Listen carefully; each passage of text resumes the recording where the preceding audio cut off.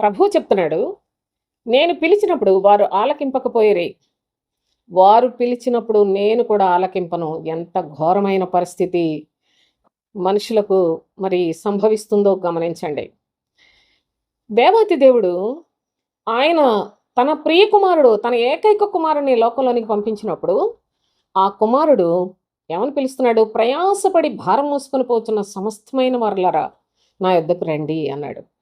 ప్రయాసపడి భారము మోసుకొని పోవుచున్న సమస్తమైన వారలారా, అందరూ ఎవ్వరైనా సృష్టిలో ఏ మనుషులనైనా మీరందరూ చాలా ప్రయాసపడి మీ భారాన్ని మూసుకొని వెళుతున్నారు. ఏంటి ఈ భారం? పాప భారాన్ని, లోక భారాన్ని, మనుషుల భారాన్ని, ఇంకా లోకంలో ఉన్న సమస్త విధములైన కష్టాలు, బాధలు, మరి దయ్యములను మోసుకుపోతున్న భారం అంతటినీ కూడా మోసుకొని వెళ్ళిపోతున్నారు.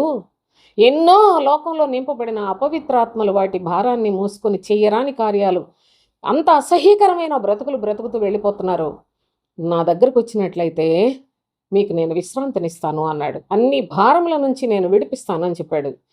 అందుకని చాలామంది ప్రజలు ప్రభువు దగ్గరికి వస్తూ ప్రభువుని నమ్ముకున్నామని చెప్పుకుంటున్నారు. అంతవరకు బాగానే ఉంది. ఆ తర్వాత చెప్పాడు, మీరు నా కాడి ఎత్తుకొని నన్ను వెంబడించండి.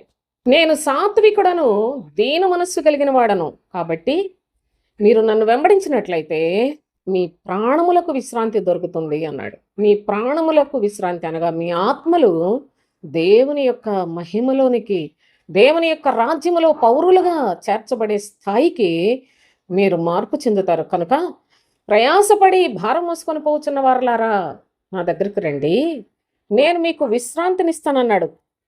మనుషులకు విశ్రాంతినిస్తానన్నాడు. కానీ ఆయన కాడి ఎత్తుకొని ఆయన వెంబడించిన వారి ప్రాణములకు విశ్రాంతినిస్తానని చెప్పాడు. కనుక ఈ పిలుపును ఎందరు వింటున్నారో కూడా మీరు ఏదైనా ఆలోచించాలి. అందరూ ప్రభు దగ్గరకు వస్తున్నారు, కానీ ఆయనను వెంబడించినట్లుగా, ఆయనను పోలి జీవించినట్లుగా ఎంతమంది జీవిస్తున్నారు? మన ఆత్మలు దేవుని యొక్క రాజ్యమునకు సిద్ధపరచుకునే విధానంలో ఎంతమంది మార్పు చెందుతున్నారు? ఈ మాట నిర్లక్ష్య పెడుతూ ఉన్న పరిస్థితుల్లో ప్రభు అయిన తండ్రి చెప్తున్నాడు, నేను పిలుస్తున్నాను నా రాజ్యానికి రమ్మని.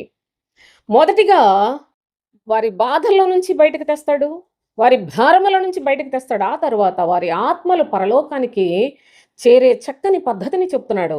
అయితే ఈ పిలుపును క్రమముగా వినని వారందరూ ఒక దినాన ప్రభువా మమ్మల్ని కాపాడు అంటారట. కానీ ప్రభు వారిని లక్ష్య పెట్టడు. వారి పిలుపు, వారి మొర ఆలకించనని చాలా తేటగా తెలియజేస్తున్నాడు.